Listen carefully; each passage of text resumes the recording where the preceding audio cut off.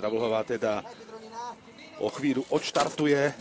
Je to teda premiéra šládmingu, čo sa týka mužskej trate. No a celkovo iba druhýkrát sa tu ide svetový pohár. Petra je na štarte, Petra už je na trati. A ako vždy je to od začiatku agresívna jazda. Zatiaľ s presným timingom oblúka. Áno, dnešná trať je postavená veľmi regulérne, to znamená, že je rovnaký rytmus, nie je tam veľa zmien rytmu. Teraz Petra prišla do časti trate, ktorá je trošku odklonená na pravú nohu. Takisto, čo sa týka kvality snehu, je veľmi príjemný, takže každá pretekárka dnes bude môcť naozaj ukázať, čo je v nej. Petra zatiaľ stále výborná jazda. Fantastická koordinácia a perfektná technika, to je to, čo zdobí Petru. Silová, zároveň rytmická jazda.